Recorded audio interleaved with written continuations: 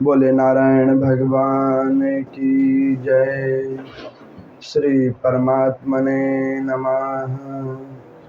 गुरु ब्रह्मा गुरु विष्णु गुरुदेवो महेश्वर गुरु साक्षात् परब्रह्म तस्मै श्री गुरुवे नमः। मंगलम भगवान विष्णु मंगलम गुरुदेव मंगलम पुंडरीकाक्ष मंगलाय तनो हरि। हरे कृष्णा कृष्णा कृष्णा हरे हरे, हरे राम राम राम हरे हरे है। श्री विष्णु महापुराण की कथा जो कि अधिक मास के अंदर में प्रथम पक्ष शुक्ल पक्ष के अंदर में श्रवण की जा रही ऐसी अनुपम कथा, जिसका आज त्रयोदश दिवस 13वां दिन है। गत 12-13 दिनों में भगवान श्रीमन नारायण की अमृतमयी भगवती गंगा के समान ज्ञान रूप वाली इस कथा को आप और हम सब लोग श्रवण कर रहे हैं, जिसमें प्रभु श्रीमन नारायण की विभिन्न विभिन्न प्रकार की कथाओं का रसास्वादन और उन लीलाओं का रसास्वादन हम लोगों ने किया, जिसको करके परमात्मा श्री हरि जीव आत्मा के अंदर में कर्मनिष्ठता और श्रद्धा भक्ति की जागृति करे। कल की कथा में आप लोगों ने श्रवण किया, भगवान श्रीमन नारायण की कृपा से कई वंशों की उत्पत्ति की कथा मैंने आप लोगों को सुनाई, जिसमें महर्षि सौरभ की कथा मैंने आप लोगों को सुनाई थी। जिस कथा में आपने देखा कि मानधाता जैसे राजा, जिन्होंने संत के अंदर में उनकी शक्ति में विश्वास को कम जागृति देखकर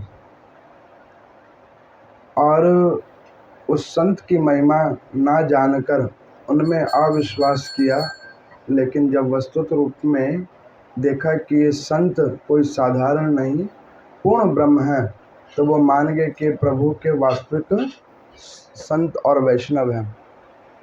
उसी कथा के क्रम में आपने आगे सुना महाराज सगर की कथा को, जिसमें भगवान कपिल देव जी ने भगवान शंकर के द्वारा दिए गए वरदान को सत्य किया।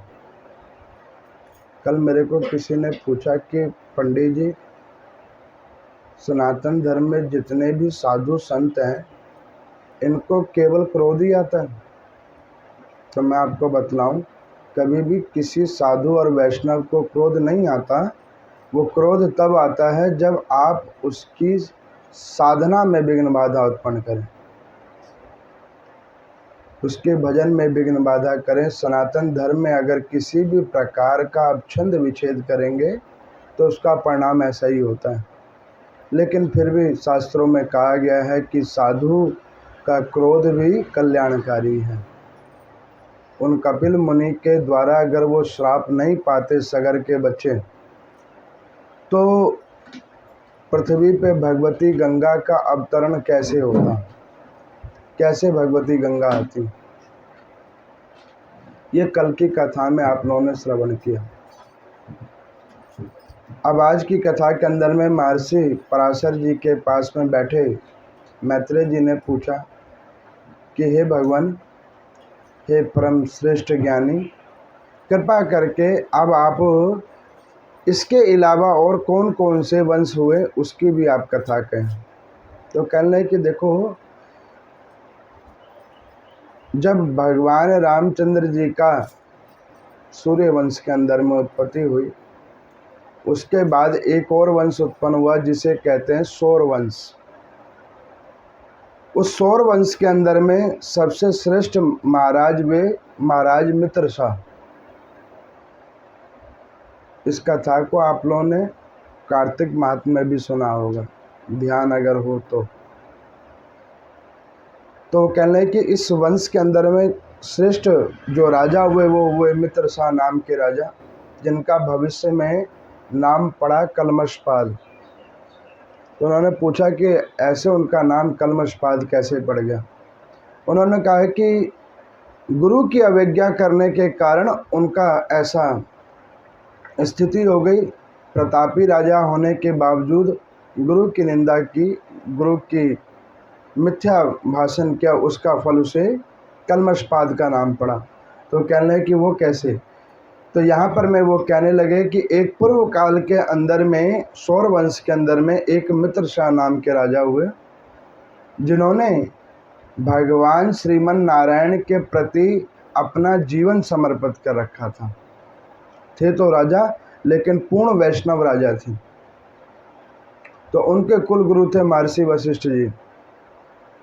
एक दिन राजा ने एक अवगुण वाला कार्य किया। वो क्या किया कि उसने शिकार खेला और शिकार खेलते खेलते एक व्याघ्र और व्याघ्री के जोड़े को उन्होंने तीर और बाण से मृत्यु प्रदान की। तो जिसमें व्याघ्री तो मर गई, लेकिन व्याघ्र घायल अवस्था में राजा को श्राप दिया कि जिस प्रकार तुमने रमण करते हुए हम दोनों को मारा है, छल से मारा है, ऐसे ही तुम्हारे साथ भी छल होगा और उसका फल तुम सब लोग भोगोगे। अब वो ऐसा कहकर वो व्याघ्र राक्षस का रूप लेकर वहाँ से निकल गया। बहुत कल्पों के बाद में महर्षि वशिष्ठ जी के द्वारा उस राज्य में एक अमोघ यज्ञ को किया गया। तो यज्ञ को ख़त्म करके महर्षि वशिष्ठ जी ने उस मित्रशाह नाम वाले राजा को कहा कि हे महात्मन, हम अभी स्नान आदि कर्म करके आते हैं, तब आप हमारा भोजन लगवाएंगे। शास्त्रों में वर्णन है, भोजन का करने का भी विधान है। भोजन किस प्रकार करना चाहिए और भोजन कौन सा उत्तम है। भोजन सदैव पृथ्वी के ऊपर बैठ के करना चाहिए। अब कई लोग कहते हैं हमसे बैठा नहीं जाता है। आपने अपने नीचे बैठने की आदत छोड़ दी तो वो बैठा कैसे जाएगा। हमारे मंदिर में एक श्रद्धालु आती हैं, 85 वर्ष की उनकी आयु है। कम आयु नहीं है, 85 वर्ष की आयु। वो माताजी अभी भी आराम से बैठ जाते हैं, और वो भी 15-20 मिनट नहीं, अच्छा समय। वो भी मानव है, आप भी मानव हो। आपने अपना शरीर खराब कर रखा है, उन्होंने अपने शरीर को जोड़ के रखा हुआ है। इस शरीर को जितना आराम दोगे वो उतना आराम प्राप्त कर करके खराब होता जाएगा, और इस शरीर को जितना आप क्रम के प्रति क्रमशील बनाओगे उतना ये शरीर कार्यवान रहेगा, ऊर्जावान रहेगा। अब सोचना आपको कि आप करना क्या चाहते हो। तो शास्त्रों में लिखा हुआ है कि पृथ्वी के ऊपर में बैठकर अन्न को ग्रहण करना चाहिए। दूसरा, अन्न वो ग्रहण करना चाहिए जो भगवान को भोग लगा हो, जो केवल अपने लिए नहीं पकाया हो, पूरे घर परिवार के लिए पकाया हो, उसी अन्न को खाना चाहिए। केवल अपने लिए पकाए हुए अन्न में दोष होता है, वो अन्न भी मांस की संज्ञान में आ जाता है। इसी लेके कहा जाता है कि जब आप किसी घर में अकेला व्यक्ति है तो उसको क्या करना चाहिए कि पकवान के भाग बनाए, एक ब्रह्म तत्वों के लिए नैवेद्य के लिए, दूसरा गौ के लिए, और उसके अलावा जो पृथक पृथक जीव आत्मा है उनके लिए भी एक रोटी अलग से बनाना चाहिए। उससे क्या होता है कि अन्न का दोष खत्म हो जाता है। मान के चलो, सारे तो शुद्ध कर्म करके, तो वेद पाठ शास्त्रों को करके तो अन्न और धन उपार्जन नहीं करते, कई प्रकार का कर्म करके धन को उपार्जन करते हैं। कई बार मैं कई लोगों के मुंह से सुनता कि नहीं, हम बिल्कुल नैतिक वाले कर्म को करके धन को उपार्जन करते हैं। ये आपके कहने से नहीं होगा। आप जो करते हो वो आपके हृदय को पता है कितनी नैतिकता कर रहे हो और कितनी अनैतिकता कर रहे हो। उस स्थिति में आप जो अन्न ग्रहण कर रहे हो उस धन से संचित अन्न, तो उसका विधान ये है कि जब आप उसे देव समर्पण करते हो तो उस अन्न का दोष खत्म हो जाता है। अवश्य करना चाहिए। अब यहाँ पर मैं वशिष्ठ जी कहेंगे कि देखो राजा, मैं स्नान करके आता हूँ, फिर तुम पकवान रखना तो हम खाएंगे। अब वो व्याघ्र आया, राक्षस योनि में आ गया था, उसने राजा से प्रतिशोध लिया, वशिष्ठ मुनि का ही रूप ले लिया। राजा ने कहा कि गुरुदेव अभी तो आप गए थे स्नान करने के लिए, एकदम से आप आ गए। उन्होंने कहा मुझे एक चीज़ याद आ गई, मैं बीच में ही आ गया, मैं तुम्हें बताने के लिए आया कि मैं मनुष्य का मांस खाऊंगा, मनुष्य का मांस खाऊंगा, तुम केवल वही बनाना। अब राजा ने गुरु की वाणी को सुना, सत्य जानकर उन्होंने ये विचार भी नहीं किया कि एक बार गुरु जी को पूछ ही लूँ कि प्रभु यही खाओगे कि कुछ और खाओगे, क्या हो गया। उन्होंने कहा जो गुरु ने कहा पूर्ण सत्य है। देखो मैं आपको बतलाता हूँ, अभी एक कथा मैं आपको सुना रहा हूँ, ज़रूरी नहीं है कि जो मैं सुना रहा हूँ वो 100% सत्य भी हो, क्योंकि जिस प्रकार से आप मानव हो उसी प्रकार से मैं भी मानव हूँ, मेरे में और आप में कोई अंतर नहीं है। ये बात अलग है, वर्ण अलग अलग हैं, लेकिन वैसे तो आप और मैं दोनों ही मानव हैं। ये मेरा ज्ञान विवेक है, मैंने ग्रंथ को पढ़ा, मैं सुना रहा हूँ। कुछ आप लोगों का भी ज्ञान विवेक होगा जो नाना प्रकार के रूप से कथाओं को सुनते हो सकता है मेरे अंदर भी त्रुटि हो। तो इसका ये मतलब नहीं कि चुपचाप आप भी बैठ के सुनते रहें अथवा सोते रहें, बीच में पूछ लेना भी कोई दोष की बात नहीं है, लेकिन कथा के बाद। अब यहाँ पर मैं वो मित्र सा नाम वाले जो राजा थे, उन्होंने पूछा नहीं कि गुरुजी, अब जब वो जानते हैं कि गुरुजी पूर्ण शाकाहारी हैं, संत हैं, लेकिन उनका ज्ञान विवेक वहाँ पे सो गया, उन्होंने पूछना उचित नहीं समझा। अब वो वशिष्ठ मुनि का रूप धारण करने वाला वो मायावी जो राक्षस था वही रसोइया बन गया, और जो रसोइया था उसी को मार के उसने पकाकर स्वर्ण की थाली में मांस लगा के रख दिया। गुरुजी स्नान करके आए, देखा कि ये भोजन कुछ ठीक नहीं लग रहा है। उन्होंने देखा, ज्ञान दृष्टि से देखा कि ये मांस, उन्हें बड़ा क्रोध आया। गुरुजी ने भी कोई सोचा नहीं विचारा नहीं, हाल श्राप दे दिया कि जाओ तुम राक्षस की योनि में उत्पन्न हो। अब इसको देखकर कलमशपाद जी को बड़ा क्रोध आया, मित्रशाह राजा को। उन्होंने क्या किया कि भाई मैंने तो गुरु के कथनानुसार कार्य किया और गुरुजी ने अनावश्यक मुझे क्रोध दे दिया और श्राप दे दिया, इस फलस्वरूप मैं भी इन्हें श्राप दूंगा। हाथ में जल लिया, गुरु को श्राप देने के लिए तैयार हुए। साथ में पत्नी खड़ी थी, उन्होंने कहा कि ये क्या कर रहे हो, एक ब्रह्म दोष का फल तो ये भोगना पड़ा है, दूसरा ब्रह्म दोष करोगे किधर फल भोगोगे, सो नहीं अपने अपराधों की क्षमा मांगो बजाय श्राप देने के, कोई तो त्रुटि हुई है तुमसे।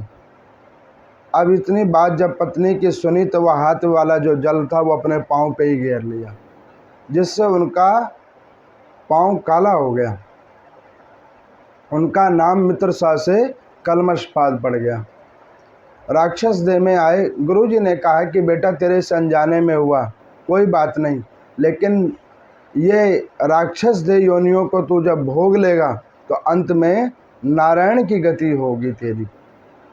गुरुजी को भी बड़ा ग्लानिन हुआ कि मैंने सोचे विचारे ही इसे श्राप दे दिया, लेकिन उन्होंने बाद में सोचा कि जो दिया सो दिया, इसके बाद इसे बैकुंठ का भी तो आशीर्वाद दिया है, कोई बात नहीं, अधम योनियों के बाद ये बैकुंठ को प्राप्त करेगा।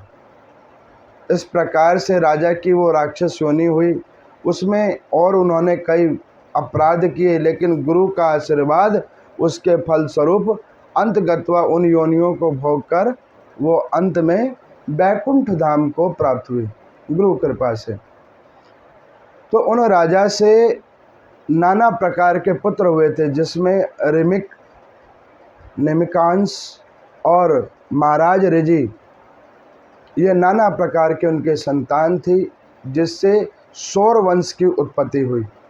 उस सौर वंश में भगवान नारायण के प्रति बड़ी श्रद्धा, नाना प्रकार के पूजन कर्म आदियों का हो। तो इस प्रकार से उस मनवंतर के अंदर में ये सौर वंश की कथा है, जिसमें प्रमुख महाराज मित्रसा की कथा है। यहाँ पर मैत्रेय जी ने पराशर जी को पूछा कि प्रभु, इस वंश के बाद और कौन सा वंश उत्पन्न हुआ? तो उन्होंने कहा कि इसके बीच में पुरुरवा, ययाति और चंद्रवंश की उत्पत्ति हुई, जिसमें चंद्रवंश श्रेष्ठकर हुआ। एक महाराज ययाति भी हुए।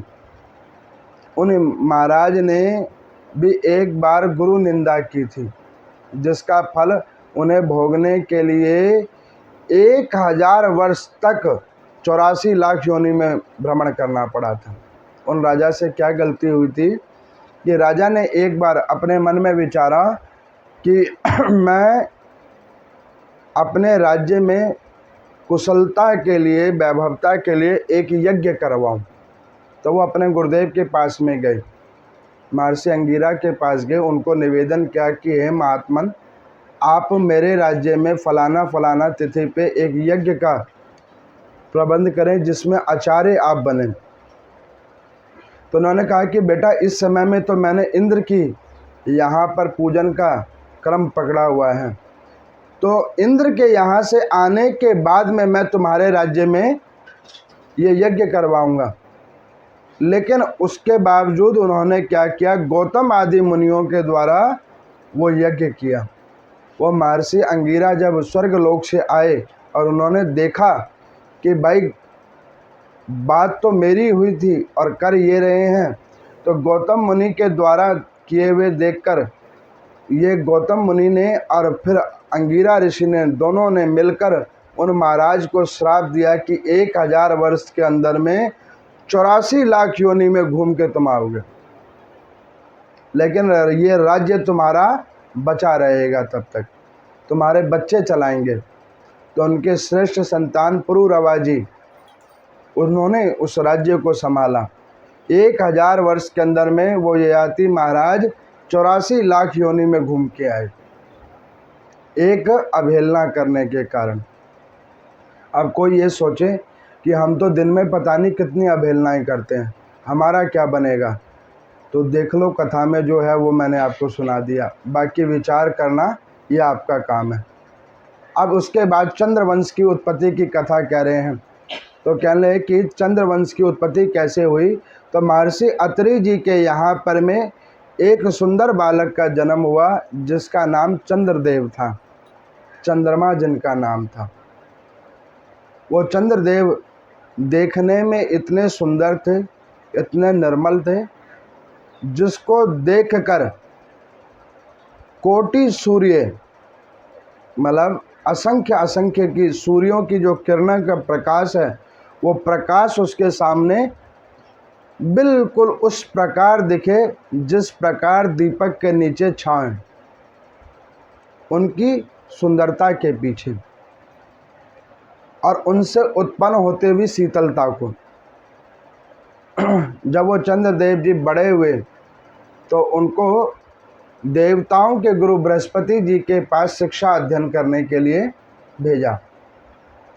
नाना प्रकार का शिक्षा ग्रहण किया, अध्ययन किया, और जब शिक्षा अध्ययन आदि सब प्रकार से ग्रहण कर लिया और नाना प्रकार के गुरुजनों की कृपा से आशीर्वाद प्राप्त करके तेज और शक्तियों को प्राप्त कर लिया, सूर्य के समान चंद्रदेव की पूजा होने लगी, तो उनके अंदर में राजमद आ गया। जब ब्रह्मा जी ने उन्हें चंद्रलोक का अधिपति बना दिया तो उनके अंदर में राजमद आ गया और उन्होंने क्या किया, जिस गुरु से शिक्षा प्राप्त की उन्हीं गुरु की स्त्री का हरण कर लिया। महर्षि बृहस्पति जी की स्त्री थी जिनका नाम था तारा देवी, गुरु की स्त्री का हरण किया और उनके साथ पाप कर्म किया। जब बृहस्पति देव साधना और तपस्या के बाद आए तो उन्हें ये बात पता लगी, मन में बड़ा दुख हुआ कि मैंने शिक्षा अनैतिक शिष्य को दिया, जिसने दिए गए वचनों को सही रूप में नहीं समझा। बृहस्पति जी को बड़ा क्रोध आया। उन्होंने वहीं से श्राप दिया चंद्रमा को, जाओ तुम्हें क्षय रोग का प्राप्त हो। कुष्ठ रोग, क्षय रोग किसे कहते हैं? कुष्ठ रोग को। क्षय रोग कैंसर को भी कहते हैं, और क्षय रोग स्किन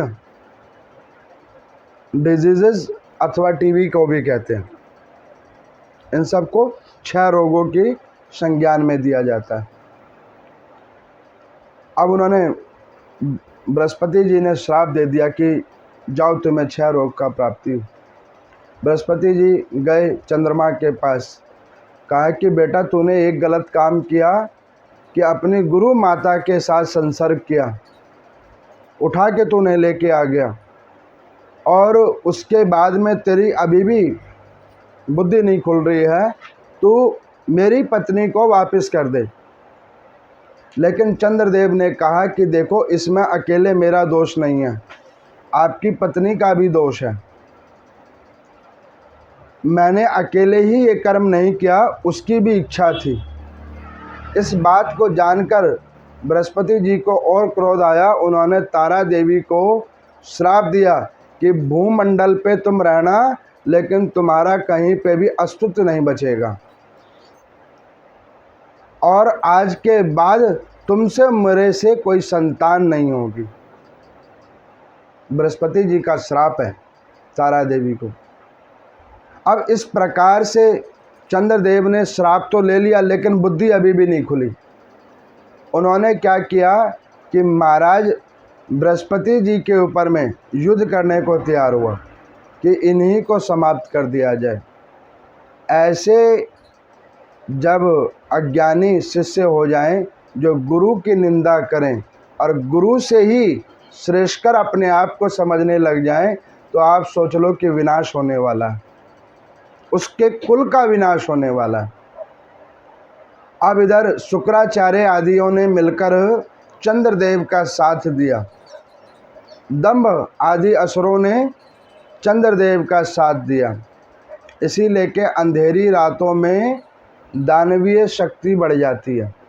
आप देखते हो ना, लोग कहते हैं कि जो रात्रि का चौथा प्रहर होता है वो दानवीय होता है, आसुरीय होता है। उसके अंदर में भूत प्रेत पिशाच घूमने लगते हैं। ये चंद्र की अपनी गलतियों की वजह से, देवता होने के बाद गलत कर्म किया, उसका फल मिला है उसको। यहाँ पर हरि भगवान की लीला है कि वो समानता सब में देखते हैं और दंड भी सबको समान देते हैं।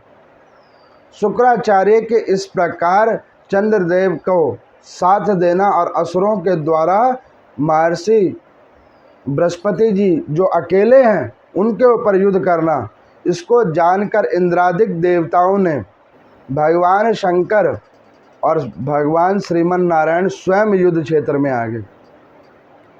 जो सत्य के साथ खड़ा होता है उसके साथ परमात्मा खड़ा होता है, और जो असत्य का पक्ष लेता हो वो चाहे कितना भी शक्तिशाली हो, एक ना एक दिन वो धराशायी होगा ही होगा, उसे कोई बचा नहीं सकता। क्योंकि एक सत्य का नाम सत्यनारायण भी है, उस सत्य के अंदर नारायण का भी वास है। तो जहाँ पे सत्य होगा वहाँ पे नारायण का वास होगा। अब इस प्रकार से जब युद्ध हुआ तो भगवान शंकर को बड़ा क्रोध आया। उन्होंने कहा कि बताओ, शिष्टाचार का नियम ही परिवर्तन कर दिया। भगवान शंकर ने तीसरा नेत्र खोला और वहाँ पर वो जितने असुरगण थे उन सब को भस्म कर दिया। नारायण भगवान को क्रोध आया, उन्होंने चंद्र का ही सर धड़ से अलग करने का विचार कर लिया। लेकिन जैसे ही वो चंद्रदेव को मृत्यु प्रदान करने लगे तो वहाँ पर में वो गुरुदेव भगवान आए। उन्होंने कहा कि प्रभु छोड़ दो, ये होते हैं गुरु। आपने उनकी गलती करी और उन्होंने फिर भी कहा छोड़ दो। नारायण भगवान ने कहा कि चंद्र कुछ तो शर्म करो, इन्हीं का तुमने अपराध किया है और तुमको फिर भी मृत्यु प्रदान करने में इन्होंने तुम्हारी को बचाव कर दिया है। प्राण दंड इन्होंने जो तुम्हें मिलना था उसके ऊपर भी इन्होंने करना दिखाई है। चंद्रदेव के मन में बड़ा ग्लानिन भाव हुआ कि वाकई मैंने बहुत गलत कर्म किया। इस दौरान चंद्र और तारा के संसर्ग करने से तारा गर्भवती हुई। अब उन्होंने तारा देवी को बृहस्पति जी को तो दे दिया, लेकिन उन तारा देवी के गर्भ में एक बालक है। बृहस्पति जी देवगुरु हैं, ज्ञान दृष्टि से देखा। उन्होंने कहा कि देवी अब तुम्हारा स्थान मेरे पास में कदापि नहीं होगा और इस बालक का पिता मैं नहीं होऊंगा। अब तुम इसको जो मर्जी करो और जहाँ मर्जी जाओ। चंद्रदेव भी सर झुकाकर कोने में खड़े हुए। इस क्रिया को देखकर सीक की झाड़ी में उन तारा देवी ने गर्भपात किया और एक उसमें से बालक उत्पन्न हुआ। उस बालक ने उत्पन्न होते के साथ ओमकार ध्वनि का स्वर नाद किया। अब वहाँ पर में स्वर जब नाद हुआ तो श्रीमन नारायण भगवान तो उस जगह पे थे ही। उन्होंने पूछा कि तारा ये संतान किसकी है? तो लज्जावश उन्होंने कुछ बोला नहीं। जब उन्होंने नहीं बोला तो वो बालक जो अभी उत्पन्न हुआ है उसने क्रोध में आकर बोला कि हे चरित्रहीन माता, मेरे पिता का नाम तुम बतलाओ। अब उस बात को सुनकर, बुद्धि कौशलता को देखकर नारायण भगवान प्रश्न हुए। उन्होंने कहा कि तुम्हारा पिता कौन है? तो तारा देवी ने कहा कि इसका पिता चंद्र है। भगवान ने उस बच्चे को उठाया, सर पे हाथ रखा, उनका नाम रखा बुध। बुध ग्रह बनाया। लेकिन बुध ग्रह ने कभी भी अपने माता पिता को प्रणाम नहीं किया। बुद्धि के देवता हैं महाराज बुध। उन्होंने कहा कि जहाँ पे माता ऐसी क्षीण हो, चरित्रहीन हो और ऐसा पापी पिता हो तो उसको माता पिता की संज्ञान नहीं देनी चाहिए। ये निमि शास्त्र के अंदर में लिखा हुआ है। अब इसका मतलब ये नहीं है कि इस कथा को सुनकर वो बच्चे जो खुद ही अज्ञानी हैं वो अपने माता पिता में भेद देखें। इसका मतलब वो नहीं है। यहाँ पर में वो तारा रानी को बुद्धि विवेक देने के लिए उस बुध आदि देवता की उत्पत्ति हुई है। अब आपको मैं बतलाऊं, ये जो मैं कथाएं आपको सुना रहा हूँ, ये कथा को श्रवण कीजिए, इसमें उस तथ्य को जानिए, लेकिन उन तथ्यों को अपने से कंपेयर मत कीजिए, क्योंकि हम मानव हैं और ये देवी देवतागण हैं जिसकी तुलना कभी भी नहीं हो सकती। जैसे कि सोने की तुलना काष्ठ से कभी नहीं हो सकती, लकड़ी से कभी नहीं हो सकती, और लकड़ी की तुलना कभी सोने से नहीं हो सकती। उसी प्रकार से इस पापी शरीर की तुलना कभी भी देवताओं से नहीं हो सकती। इन लीलाओं को श्रवण करो और श्रवण करने के बाद अपने अंदर में परिवर्तन करो। तो यहाँ पर मैं वो बुध जो है बुद्धि के देवता, वो बुध ग्रह को बनाया। बृहस्पति जी ने उनको वरदान दिया कि तुम्हारे बुद्धि कौशल को देखकर हमें बड़ी प्रसन्नता हुई। सत्य को तुमने सत्य जाना। इस प्रकार से नवग्रह मंडल में श्रेष्ठकर ग्रह बन के रहना। देखो, जो हमारे जन्म पत्री होती है उसमें 9 ग्रह में सबसे श्रेष्ठकर ग्रह कौन से हैं? सूर्य, बृहस्पति, बुध, ये श्रेष्ठकर ग्रह हैं। इनके नीच स्थिति में होने से व्यक्ति के कर्म फल उसी अनुसार घटते और बढ़ते हैं। मान के चलो, जिसका बुध नीच में हो तो वो व्यक्ति कभी भी ज्ञानी नहीं होगा, ज्ञान का उसके अंदर में अभाव होगा, उसकी बुद्धि में एकाग्रचित्तता नहीं होगी। जिसका गुरु नीच में हो वो व्यक्ति कभी धनवान नहीं हो सकता। उसके यहाँ पर किसी ना किसी प्रकार की कोई ना कोई कमी रहेगी ही रहेगी। और जिसका सूर्य नीच में हो वो व्यक्ति कभी भाग्यशाली नहीं हो सकता।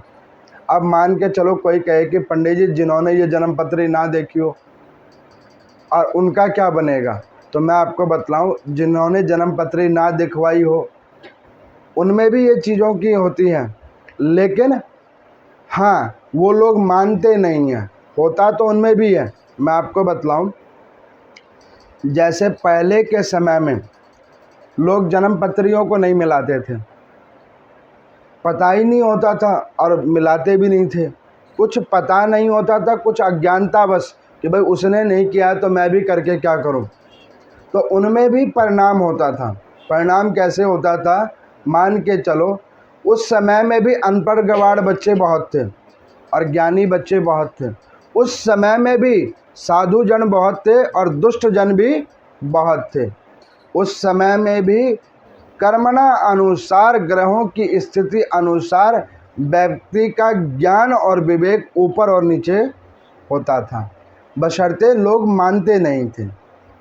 अब जिनको पता है वो मानते हैं तो वो उसमें सुधार करने का प्रयत्न करते हैं। यहाँ पर मैं विष्णु पुराण में लिखा हुआ है कि जो जीव इन कथाओं को सुनने के बाद, साधु जनों का संग करने के बाद अगर अपने जीवन में कोई परिवर्तन ले आए तो वही उत्तम मानव है। कितनी भी कथा सुन ले और परिवर्तन अगर उसके जीवन में नहीं है तो मानव कहलाने के योग्य भी नहीं है। तो इस प्रकार से पराशर जी ने मैत्रेय जी को कहा कि देखो ये चंद्रवंश की इस प्रकार से उत्पत्ति हुई। उन्होंने कहा कि महात्मन अब इसके बाद और कौन सी वंश की उत्पत्ति हुई, तो उन्होंने कहा कश्यप वंश की। आप देखते हो ना, कश्यप गोत्र वाले बहुत सारे लोग हैं, वशिष्ठ जी वाले बहुत सारे गोत्र हैं। अब आपको मैं बतलाता हूँ, विष्णु पुराण में लिखा है कि ये गोत्र कैसे बने। अब लोगों ने क्या किया कि अपने मन से भी गोत्र बनाने लग गए। नहीं पता है तो जो दूसरे का सुन लिया वही गोत्र है। एक जगह पे मैं गया कहीं पूजा करवाने के लिए, तो मौसी का भी गोत्र काश्यप, बेटी का भी गोत्र काश्यप, बहन का भी गोत्र काश्यप, अपना गोत्र भी काश्यप। और उसके बाद में वहाँ पर में जो और दूसरे उनके जो कुटुंबी थे वो भी काश्यप। वो कह रहे पंडित जी हमारे सारे काश्यप ही हैं। मैंने उनको बोला कि आपने क्या कर रखा है, कभी भी सम गोत्र में विवाह नहीं करना चाहिए। सम गोत्र में विवाह करने का मतलब आप जानते हो, एक ही कुल के अंदर में आपने विवाह किया, भाई का बहन से, बहन का भाई से, और उसका परिणाम क्या होता है, उनके परिवार में वृद्धि नहीं होती है।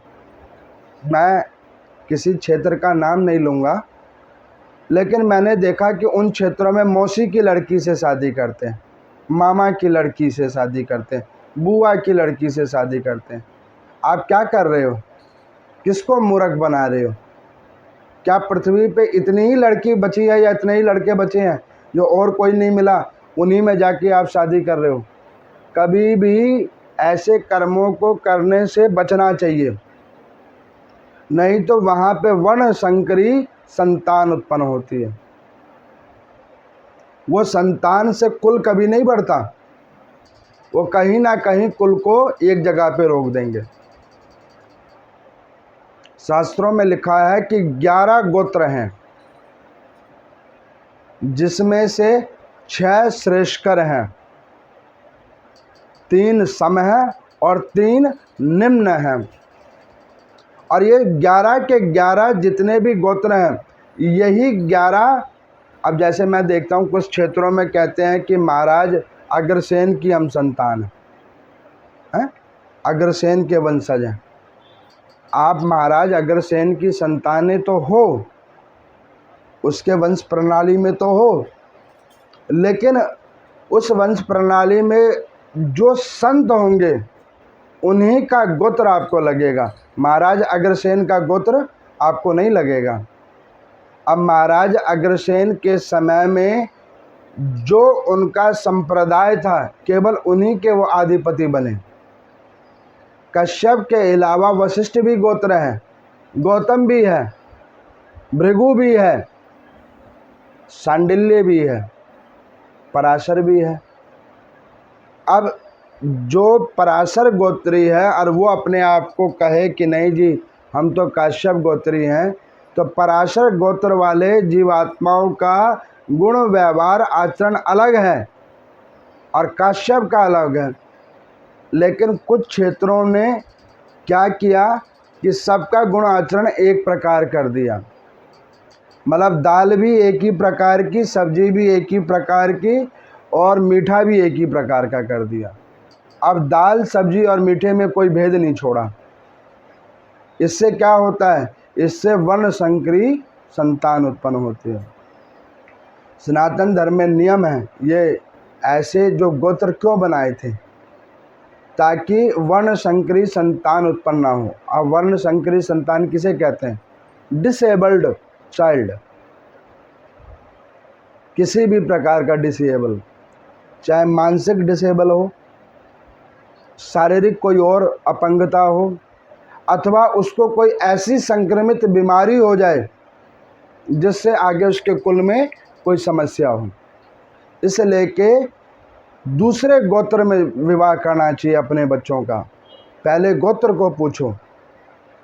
अब मैं यहाँ पे देखता हूँ दिल्ली क्षेत्र के अंदर में, यहाँ पे अधिकांश लोगों को अपना गोत्र ही नहीं पता, कुल के देवी देवता ही नहीं पता, वो पूछते ही नहीं है, तो उन्हें बड़ा बताएगा कौन? और जिनको बता दिया उन्होंने भूल गए होंगे। अब जैसे अभी मैंने ये कथा सुनाई है आपको, आप में से मेरे ख्याल 80% भूल गए होंगे कि मैंने पहली कथा कौन सी सुनाई थी। कौन सी सुनाई थी? भूल गए।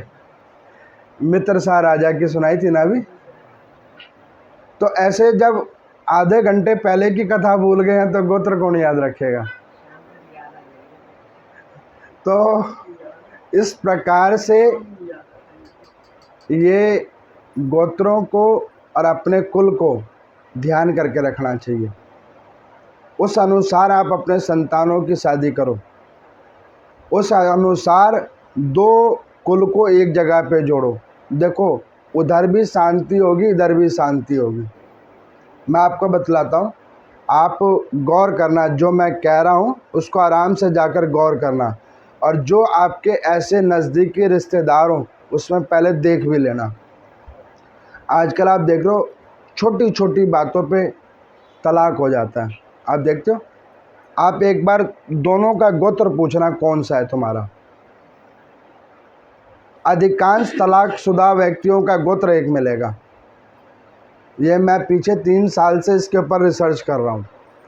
मेरे पास जब कोई आता ना कुंडली दिखाने और वो कहता है कि हमारे ऐसे हो गया, तो मैं उनको पूछता हूँ कि भाई उसका क्या गोत्र था और तुम्हारा क्या गोत्र है। तो वो बताता है ना, जब कि हम दोनों एक ही गोत्र के हैं, तो उससे मुझे समझ में आ जाता है कि भाई इसकी जो तलाक हुई है वो इसी वजह से हुई है। और ये एक आध रिज़ल्ट नहीं देखा मैंने, 70% मैंने इन चीज़ों को देखा। जहाँ पर में एक ही उसमें करोगे तो उसमें बुद्धि विवेक जागृति कैसे होगी? भाई की बहन से शादी होगी कैसे? ये तो वही दोष वाला कार्य हो रहा है ना। तो वो दोष जहाँ पे झिल जाता है वहाँ झिल जाता है, और जहाँ नहीं झिल पाता है वहाँ पे ऐसे ही काम होता है। तो ऐसे नहीं करना चाहिए। संतानों की जब शादी करो तो दो अलग वर्णों में होना चाहिए। तो यहाँ पर में पराशर जी ने मैत्रेय जी को कहा कि इस प्रकार से ये इतने सारे वंशों की कथा हुई है, कल और इन्हीं वंशों में 2-3 वंशों की और कथा होगी। उसके बाद केवल और केवल यदुवंश की कथा होगी, जिसमें भगवान श्री कृष्ण जी के पावन चरित्रों की कथा और भगवान का भजन करके कैसे व्यक्ति अपने आप को मुक्त करते हैं उन कथाओं को सुनेंगे। तो इस प्रकार से ये चंद्रवंश की कथा को जो कोई भाव निष्ठा रूप से सुनता है और उसको सुनने के बाद अपने मन क्रम से अज्ञानता को हटाता है, उस जीव आत्मा के ऊपर हरि भगवान की अति कृपा होती है। बोले नारायण भगवान की जय।